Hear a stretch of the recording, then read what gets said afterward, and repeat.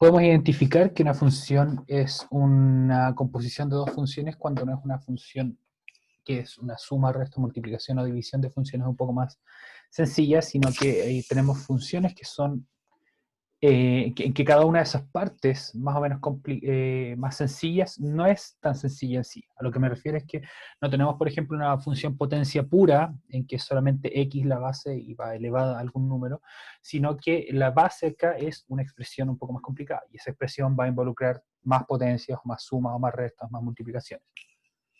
Entonces aquí tenemos los ejemplos de función potencia, donde tenemos x menos 3 elevado a 3, donde para identificar que esto efectivamente es una composición de funciones, podemos usar la regla de ir desde afuera hacia adentro. Lo que tenemos más hacia afuera acá es nuestro exponente, x elevado a 3, y adentro tenemos un x menos 3. Así que eso podemos separarlo en nuestras dos funciones, x al cubo y x menos 3, que a la hora de componerlas encontramos entonces nuestra función compuesta, que es x menos 3 elevado a 3. Había quedado pendiente aquí un ejercicio que exprese como composición de dos funciones esta función, que es la que vamos a desarrollar ahora. Bien. Si es que lo puedo encontrar, aquí lo tenemos, sí. Entonces, en este caso, vamos a traer acá la solución, donde g de x es x elevado a menos 8, y h de x es 1 menos x. Y aquí ustedes pueden corroborar que efectivamente lo que hicieron estaba en lo correcto. Entonces, si ustedes se dan cuenta, si evalúa la función g en h, o sea, si reemplaza la expresión de 1 menos x, donde está la x acá, obtendrán esta expresión de aquí. Ustedes, por supuesto, que le agregan los paréntesis porque ya no están elevando solamente un término, sino que pasarían a estar elevando dos términos. En el caso de las raíces, la situación puede ser un poco más sencilla porque como se dibuja el símbolo de raíz, muestra automáticamente que esto es una especie de paraguas donde debajo van la expresión un poco más compleja y esa va a ser inmediatamente una de mis funciones, que es la función que va a estar más adentro de la composición. Mientras que la otra función de más afuera va a ser la función raíz. Perdón. En este caso entonces tenemos raíz de x al cuadrado más x menos 1, por lo tanto la raíz va a ser la función de afuera y el x al cuadrado más x menos 1 va a ser mi función de más adentro. Y así entonces lo podemos separar y se genera la composición. Entonces había quedado como ejercicio expresar como composición esta función que está acá, raíz cúbica de 2 menos 8x, lo que vamos a solucionar en este momento. Solución. En este caso mi función g, al igual que en todos los casos donde tengamos una raíz, va a ser la raíz, que en este caso es una raíz cúbica, y mi función h es lo que va dentro de la raíz, o sea, 2 menos 8x al cuadrado.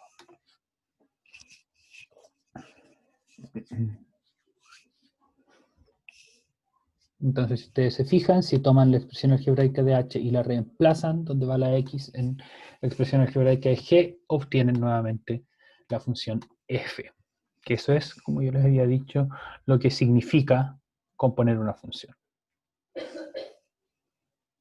Muy bien. Luego teníamos la función exponencial, donde la función de más afuera es la exponencial, va a ser mantener la base y ponerle una x, y la función de adentro de la composición va a ser la expresión algebraica del exponente de mi función. Entonces si la separamos en e a la x y menos x al cuadrado. Por lo tanto, cuando reemplazamos menos x al cuadrado en donde va la x en la e, reemplazamos. Reobtenemos, perdón, nuestra función original que era e elevado a menos x al cuadrado. Y aquí había quedado como ejercicio expresar como composición de estas dos funciones, esta funcioncilla acá, perdón, que lo pueden escribir de la siguiente manera. Los ejercicios, tengo que reconocerlo, estaban cada vez en orden de dificultad. Entonces mi primera función va a ser la base, o sea, 3 medios elevado a x, mientras que mi otra función iba a ser 1 sobre x, 1 partido en x.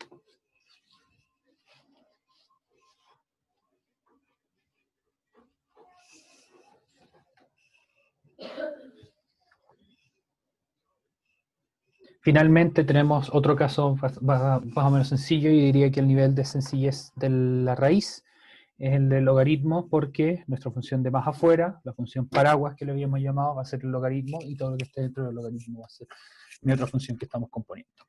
Entonces, en este caso, tenemos logaritmo natural de 2 menos x, por lo tanto mi función de afuera es logaritmo natural, y mi función de adentro es 2 menos x, así que la composición se separa justamente el logaritmo natural de x y 2 menos x.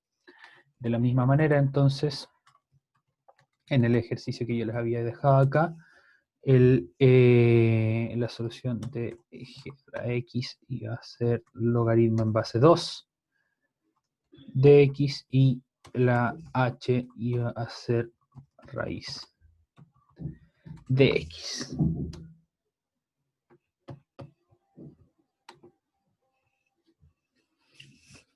Esos entonces eran los cuatro casos de composición de funciones que nos vamos a encontrar en esta parte del curso y que vamos a usar para encontrar las derivadas en la regla de la cadena.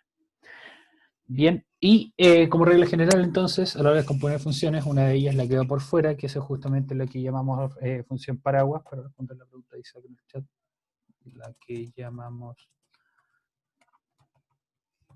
función paraguas. Va a ser una expresión sencilla, solamente potencia, raíz exponencial o logaritmo, mientras que la que va por dentro va a ser una expresión más compleja. Ustedes pueden usar, si es que quieren, esta manera de ordenarse también, decirle g a la función que va por fuera y h a la función que va por dentro, pero pueden usar las letras que quieran siempre y cuando no se confundan. Bien, y intenten no repetir f, porque f va a estar definida como la composición de esas dos, por lo general. Bien. Y entonces había quedado como ejercicio, y que les voy a pedir que ahora ustedes lo terminen, les voy a dar unos 10 minutos para que lo hagan, completar la siguiente tabla de acuerdo al ejemplo presentado, que es el primero que está acá. Bien, tenemos una función f, una función g, y la composición de las dos, f evaluada en g, entonces tenemos 2x y raíz cuarta de x, y cuando evaluamos, o cuando hacemos la composición, f compuesta en g, obtenemos 2 veces la raíz cuarta de x. Entonces, aquí hay algunas funciones donde se les da cuál es f, cuál es g y cuál es la composición, y hay otras que ustedes pueden ir completando. Aquí me equivoqué, mil disculpas, puse x al cuadrado menos 2, tenía que ser x al cuadrado menos x.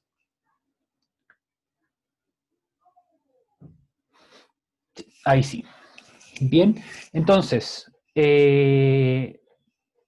completen la siguiente tabla. Recuerden que aquí tienen una función f, una función g y la composición, y tienen que decirme ustedes cuáles son los espacios en blanco, cuáles son los valores de las expresiones que deben ir en los espacios en blanco. O sea, este de acá, estos de acá, este de acá y este de acá.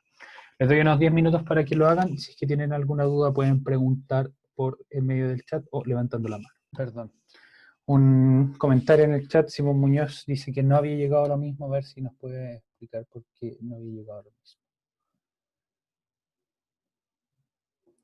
No, es toda, aquí otro compañero me dice que lo estaba pensando en ponerlo por separado. No, es todo junto, toda la expresión 1 menos x elevado al cubo se va a donde estaba la x de la otra función.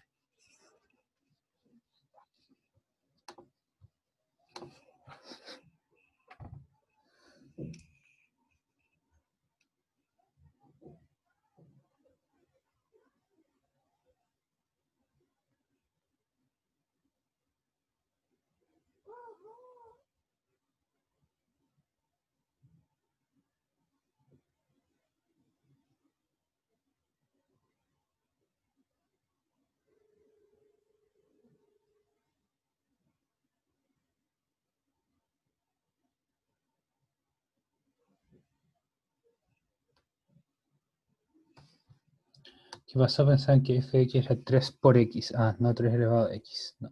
Ojo, ojo, ojo con eso. No es lo mismo.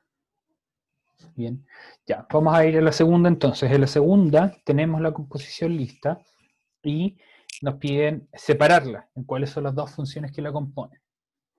Entonces, en este caso, tenemos una función logarítmica, como podemos ver ahí.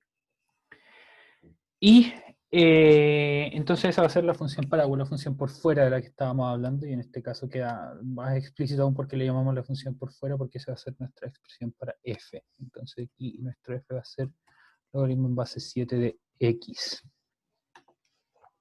Mientras que función g, la función que va a ir por dentro, es la expresión que está dentro del logaritmo. En este caso es, perdón, x al cubo más 3.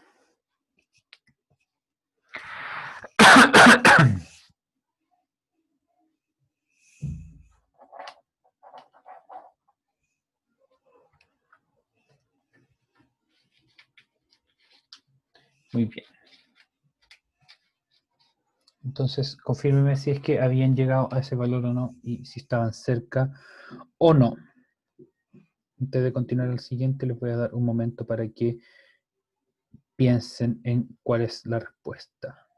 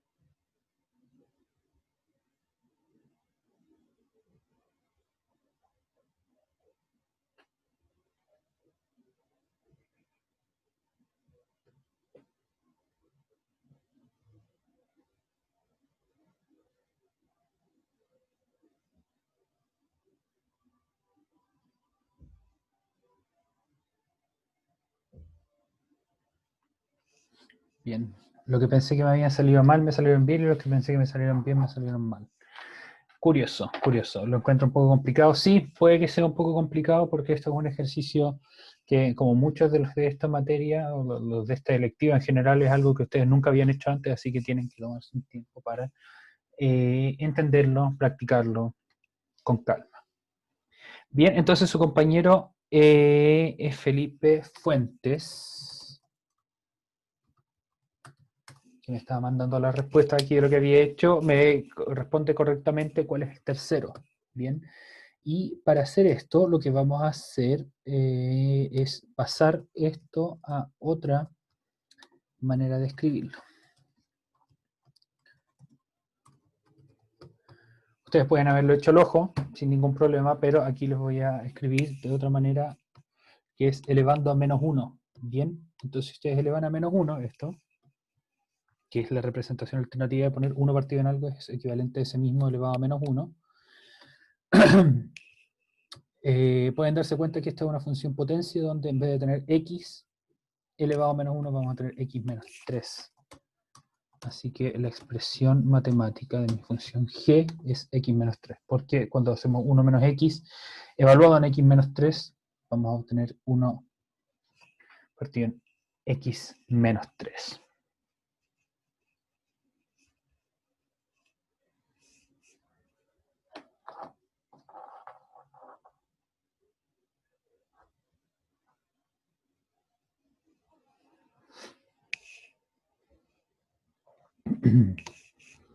Excelente, excelente. Hasta el momento vamos súper bien. Y tenemos el último, en el que aparece enfrente de nuestra vista una función exponencial, donde el exponente, que tenemos acá, el x al cuadrado menos x, aparece aquí en nuestra función de adentro, nuestra g de x. Por lo tanto, nuestra función de afuera es una función exponencial, y ¿cuál va a ser la forma algebraica de esa función? Va a ser 2 elevado a x, porque justamente la base aquí de nuestra función exponencial es 2. Así que 2 elevado a x, o 2 elevado a cualquier cosa, donde ese cualquier cosa va a ser en este caso nuestro x al cuadrado menos x, compuestos, me van a quedar de esta manera acá.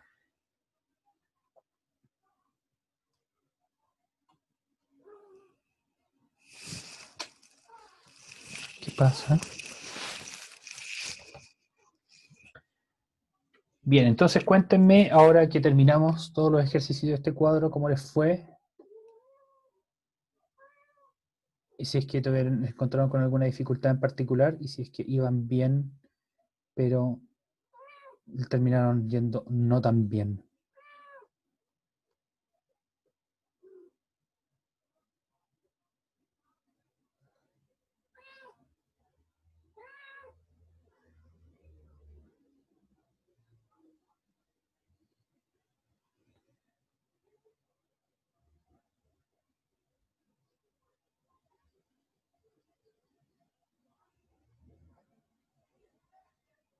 Bien, excelente.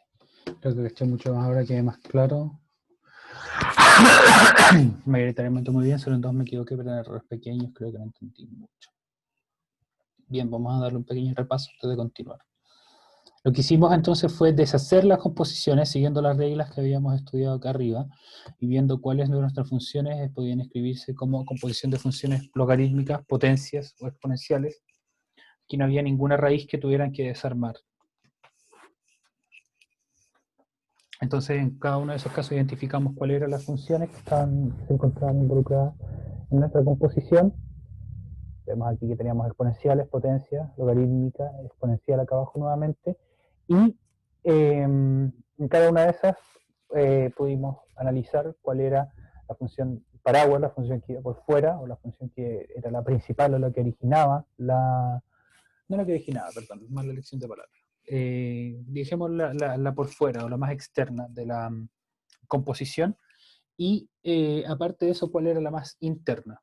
Ya les dije que esa metáfora venía, o esa explicación, entre comillas, venía de cómo escribimos la composición de funciones, como está escrita acá. F compuesta de g de x o f evaluada en g. La función g, que es la que va más por dentro, es la función que aparece aquí, x al cuadrado, x al cubo más 3, x menos 3, x al cuadrado menos x, o 1 menos 3, menos x elevado a 3. Mientras que la función que va más por fuera es la función que va a ser más sencilla, 3 elevado a x, logaritmo en base 7 de x, x elevado a menos 1 o 2 elevado a x. Esa va a ser nuestra función por fuera. Entonces, ¿cómo es que vamos a aplicar este conocimiento? Lo vamos a aplicar en una regla de derivación nueva, que es, como les decía, la última regla de derivación que vamos a estudiar, que se llama la regla de la cadena. Y antes de terminar la clase, me gustaría que viéramos un video sobre la regla de la cadena, que no pretende explicar de todo la regla de la cadena, pero sí presentarla e introducirla un poco. Que esta es de nuestra serie de videos de Essence of Calculus, que yo les he dicho muchas veces que es la que vamos a estar siguiendo más o menos y que ustedes pueden ver en caso de que tengan dudas. Entonces voy a ver un poco de acá, un poco más y por ahí vamos a poner subtítulos en español.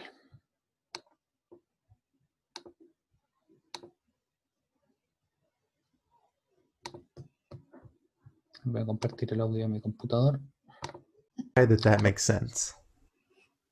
Presta atención desde ahora. Aside from addition and multiplication, the other common way to combine functions, and believe me, this one comes up all the time, is to shove one inside the other, function composition. For example, maybe we take the function x squared and we just shove it on inside sine of x to get this new function sine of x squared.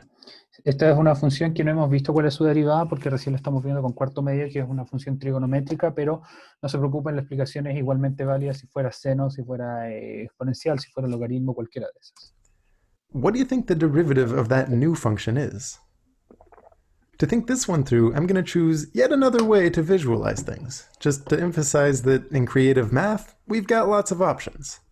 I'll put up 3 different number lines. The top one is going to hold the value of x, the second one is going to hold the value of x squared, and that third line is going to hold the value of sine of Tiene aquí x entonces squared. tres rectas numéricas o trocitos de recta numérica, en donde en la primera vamos a fijar el valor de x, que en este caso está fijado en un medio, fíjense que está medio camino entre 0 y 1. En la segunda vamos a fijar cuál es el valor de x al cuadrado, o sea, tenemos definido que x es un medio, entonces x al cuadrado va a ser un cuarto. Y en la tercera vamos a tener el valor de seno de x al cuadrado, que en este caso es un poquito menos de un cuarto. That is, the function x squared gets you from line 1 to line 2, and the function sine gets you from line 2 to line 3. Bien, aquí hay un problema de traducción de... no hay ningún problema de traducción, perdón. And the function sine gets you from line 2 to line 3. As I shift around this value of x, maybe moving it up to the value 3, that second value stays pegged to whatever x squared is, in this case moving up to 9. And that bottom value, being sine of x squared, is going to go to whatever sine of 9 happens to be. So for the derivative, let's again start by just nudging that x value by some little dx. And I always think that it's helpful to think of x as starting at some actual concrete number, maybe 1.5 in this case. The resulting nudge to that second value, the change in x squared caused by such a dx, is dx squared. And we could expand this like we have before as 2x times dx, which for our specific input would be 2 times 1.5 times dx, but it actually helps to keep things written as dx squared, at least for now. And in fact, I'm going to go one step further. I'm going to give a new name to this x squared, maybe h, so that instead of writing dx squared for this nudge, we write dh. And this makes it easier to think about that third value, which is now pegged at sine of h. Its change is d sine of h, the tiny change caused by the nudge dh. And by the way, the fact that it's moving to the left while the dh bump is going to the right, that just means that this change, d sine of h, is going to be some kind of negative number. And once again, we can use our knowledge of the derivative of the sine. This d sine of h is going to be about cosine of h times dh. That's what it means for the derivative of sine to be cosine. Esto es parte de la definición de nuestra función seno de un ángulo, o seno de un valor. Su derivada es coseno de un valor. Es todo lo que necesitan saber de esta función en este momento. And unfolding things, we can just replace that h with x squared again. So we know that that bottom nudge is going to have a size of cosine of x squared times dx squared. And in fact, let's unfold things even further. That intermediate nudge dx squared is going to be about 2x times dx. And it's always a good habit to remind yourself of what an expression like this actually means. In this case, where we started at x equals 1.5 up top, this whole expression is telling us that the size of the nudge on that third line is going to be about cosine of 1.5 squared times 2 times 1.5 times whatever the size of dx was. It's proportional to the size of dx, and this derivative is giving us that proportionality constant. Notice what we came out with here. We have the derivative of the outside function, and it's still taking in the unaltered inside function, and then we're multiplying it by the derivative of that inside function.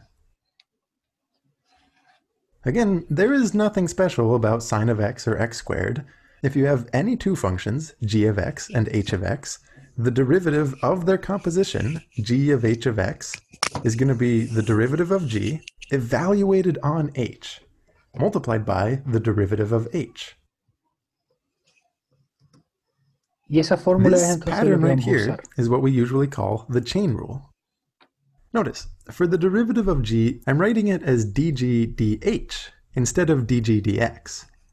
On the symbolic level, this is a reminder that the thing you plug into that derivative is still going to be that intermediary function h. But more than that, it's an important reflection of what this derivative of the outer function actually represents.